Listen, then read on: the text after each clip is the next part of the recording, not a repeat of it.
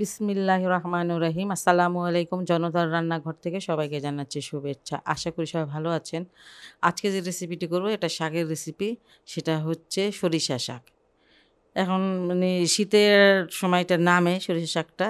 যাই হোক আমি পেলাম তাই আপনাদের দেখাচ্ছি।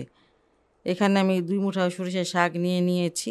চুলায় একটা প্যান দিয়েছি আর এই শাকটা আমি প্যানে দিয়ে দিচ্ছি। এই শাকগুলো একটু পাতলা, বেশি পাতলা করে কাটিনি, এইভাবে কেটে নিয়েছি। একটা সরিষা শাক থাকে বেশ মোটা, বড় পাতা থাকে। আর এটা খুব ছোট পাতা। এটার মধ্যে সরিষাটা ধরে বেশিরভাগ সময় দেখি। এখানে ২ আঁটি বা ২ মুঠা যাই বলে এটা ২ আঁটি শাক আরকি এখানে। এই যে সরিষা শাকটা আমি একটু দেখিয়ে দিচ্ছি আপনাদের, যে এমন হয়। এই সরিষা শাকটা এরকম হয়। আরেকটা লাই সরিষা বলে, সেটা বড় পাতা হয়। লাই সরিষা বলে নাকি কি অন্য মাঘি সরিষা বলে আমি জানি না ঠিক। তবে সরিষা ২ রকম হয়। এই সরিষা শাকটা খেতে ভালো লাগে। আর ওটা একটু বেশি তিতা, বড় পাতা যেটা। একটু ভাপ দিয়ে নিব আমি। লবণটা কম দিব, শাকটা আমি জানি না কতটুকু কমে যাবে। এজন্য লবণটা একটু কম দিব। যদি লাগে পরে তখন আবার দিব। এখানে ২ টা পেঁয়াজ নিয়েছি, কিছুটা পেঁয়াজ দিয়ে দিলাম। প্রায় ৬ টার মতন কাঁচামরিচ নিয়েছি, সে ফালি করে নিয়েছি, সেটা দিয়ে দিলাম। আর বড় সাইজের একটা রসুন নিলাম, সেটা কিছুটা দিয়ে দিলাম।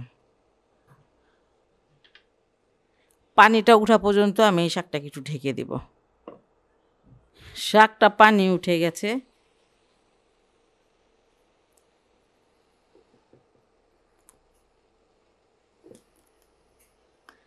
শাকটাকে এখন আর ঢাকবো না। বেশি ঢেকে রাখলে শাকের কালারটা নষ্ট হয়ে যায়, লাল হয়ে যায়, তখন দেখতে ভালো লাগে না।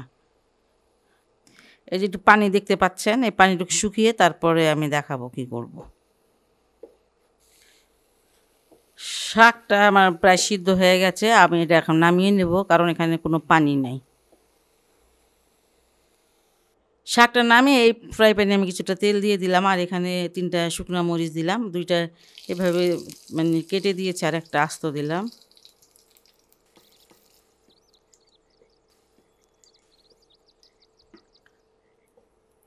মরিচটা ভাজা হয়ে গেছে, এখন আমি রসুনটা দিয়ে দিচ্ছি। একটু বড় সাইজের একটা রসুন নিয়েছিলাম, সিদ্ধ সময় একটু দিলাম আর এখন দিচ্ছি। আর পেঁয়াজ ২ টা নিয়েছিলাম, তখন একটু দিলাম আর এখন আবার দিচ্ছি।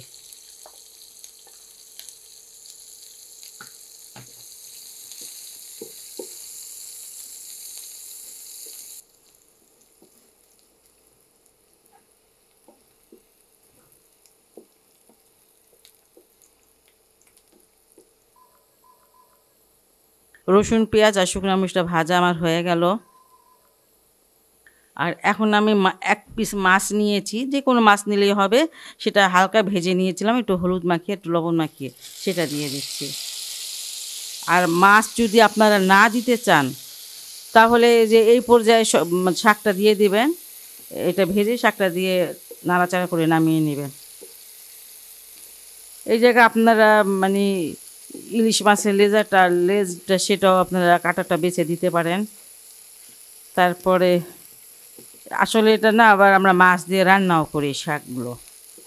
যেমন টাকি মাছ থাকলে টাকি মাছটা ভেঙে টেঙে এই শাকটা রান্না করি, সেটা আলাদা। আর এটা ভাজি করতেছি আমি শাকটাকে।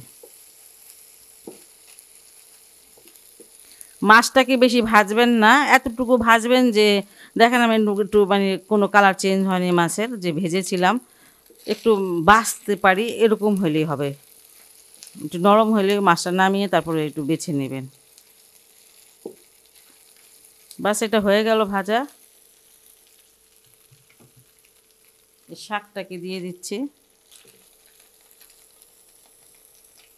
সরিষার শাক এমনিতে একটু তেতো লাগে, কিন্তু খেতে আমার কাছে ভালোই লাগে।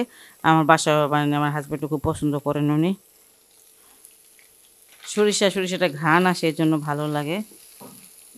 আর আমি কিন্তু শাক ভীষণ পছন্দ করি, শাক আর ভর্তা, ছোট মাছটাও।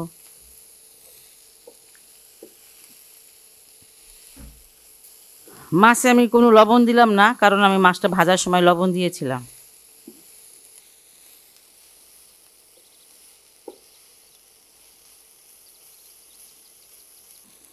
শাকটা ভাজি করা হয়ে গেল, যখন একটু চাপ দিবেন দেখবেন যে পানি উঠতেছে না শাকে, তখন ভাববেন যে শাকটা হয়ে গেছে। পানি যদি একটু প্যাচপ্যাচা পানি থাকে কিন্তু শাকটা খেতে ভালো লাগে না। এখন থেকে সরিষা শাক বের হচ্ছে। সরিষা শাকটা শীতের পুরা সিজনটা থাকবে। আপনারা এইভাবে একটু ভাজি করে খেয়ে দেখবেন যে মাশাআল্লাহ অনেক ভালো লাগবে খেতে। আর যদি ভালো লাগে তাহলে অবশ্যই আমার চ্যানেলকে লাইক, কমেন্ট, সাবস্ক্রাইব করবেন। সবাই ভালো থাকুন, সুস্থ থাকুন, নিরাপদে থাকুন এই দোয়া করি। আল্লাহ হাফেজ।